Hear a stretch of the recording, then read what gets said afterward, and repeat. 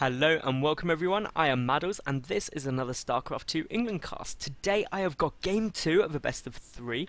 It is between Evil Genius's EGThorZaIN, the blue Terran player in the right position, and in the bottom position we do have roxkisTITAN as the red Protoss. Now, if you haven't watched game 1, spoiler alert, pause this video, go and watch it, but if you have, I am shocked.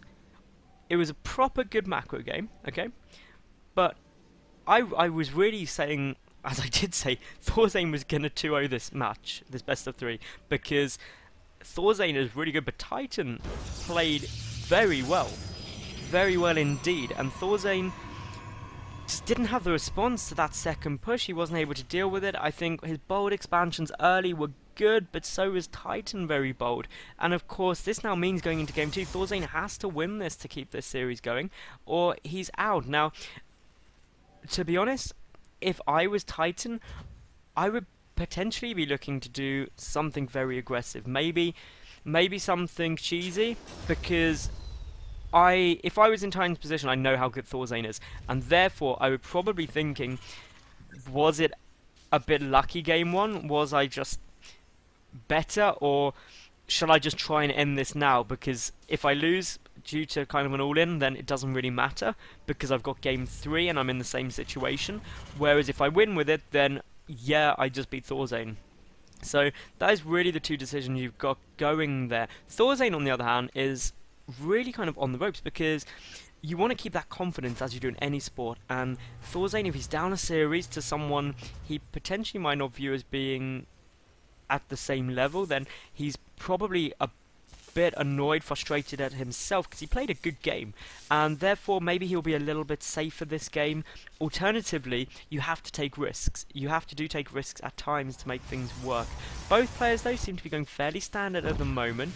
We do see a probe get taken down by SCVs there, so the first kill goes to EGThorZaIN, which is always a nice warm fuzzy feeling inside, I find. This SCV going out to go and get a little bit of scouting information down, that gas out already, so a different build to what we saw in game 1 from EGThorZaIN.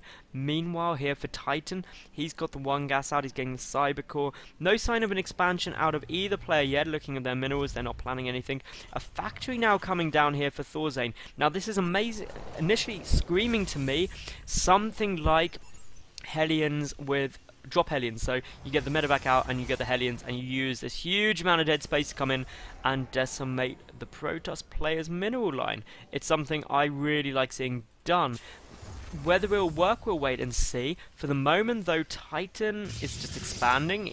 Looks like he's going to play straight up. The third base, not too hard to take on this map, because it is quite clear you can take those rocks out, and then you really just move your defending point up a bit higher to about here, and you're really quite safe actually defending that third base, so it's quite a nice progression. It's when you start coming over to the fourth, things can be a bit more awkward, because your units suddenly don't quite know where to go, and if you kind of leave them in the middle and a push comes from either way, it gets awkward. Also, dropping is really effective on this map, as I discussed earlier, just because of how much dead space there is everywhere. Anyway, if we take a look here, there comes down the starport, so I'm definitely thinking it's going to be the Hellions and medevacs, as I predicted. Just drop 4 Hellions in the base. It's a good opening, and it can deal huge damage, because Protoss players don't really expect Hellions. Against Zerg, every Zerg player in the world knows how to deal with Hellions right now, because they're just so common in the matchup.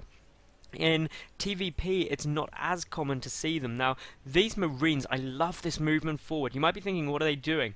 Well, the reason they've come out here is because ultimately, if a scouting probe or anything comes up, to check if an expansion is down, it won't get there. That'll be awkward. There is a probe hidden up here, though, so it could get through. Of course, the element of surprise all comes down whether EGThorZaIN can hide the fact that there's no expansion. He is going to go and take it now, but of course, it's going to be a lot more delayed. I mean, as you can see, Titan's natural base is already up. Interested to see what that single probe is going to do. We've got 2 more goes being added on, so again, this is much more standard play. The probe is going to come in, see right now probably everything. Does it see the Hellions?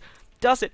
I genuinely don't know, but it will now, because the Hellions are chasing it down. So basically EGThorZaIN has realised that he's just got to go forward. This now immediately tells Titan what's happening. 3 Stalkers warped into the main base to prevent the drop. I don't know if the medevac was seen, but even if it wasn't, this is quite a good push. It's going to need some great defence out of Titan, who unfortunately spent his chrono boosts already, but he does have these 2 additional warp gates down.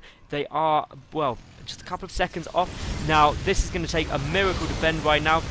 Some more Stalkers are on their way in. The medevac is doing the best it can, and, well, this is a 1-1-1 build, and it's gonna work nicely. Great movement of the medevac, just trying to get it out of the range of those stalkers, but Titan is really defending this well. He picks off the medevac. That is just an ideal thing you want to do right now. The Hellion is getting low. The Marines have all pretty much been picked off. And in terms of the lost tab, well, quite a bit more lost for Titan proportionally compared to for ThorZaIN compared to Titan rather. Now these Stalkers are going in for a counter push. There's more Stalkers there. Pick off the Hellions. The Hellions, will they get any kills? They should get 2 probes, and that is it. They did not pay for themselves at all. And now this counter attack could be absolutely devastating. Those Stalkers getting a Marauder for literally nothing. And well, Titan, he is doing really, really nicely. He's going to get quite a few kills right now. In terms of units coming out, there's not that much. There's a pylon there for a start. This is just an easy counter push right now for Titan, who could very well win here. I don't see any way that ThorZaIN can defend this. That tech lab is going to go down. I'd focus that really quite quickly because it prevents stims, or even if this doesn't work. But to be honest, Titan here is just in such a good spot. I mean, there's no army. There's literally nothing out here. SCVs are just getting picked off everywhere. We're already down to 13, 14, 15. It's, well, double the work counter Titan. And there is the GG. And ThorZaIN gets knocked out 2-0. Wow. That was absolutely beautiful play by Titan. I'm not going to lie, it was brilliant. Anyway guys, if you enjoyed that cast, subscribe because I get new top level games up every single day of the week. Leave a cool comment, like the video, and flick over to my channel to watch hundreds of more videos and StarCraft 2 replays. And well, I'll see you again tomorrow. Bye for now.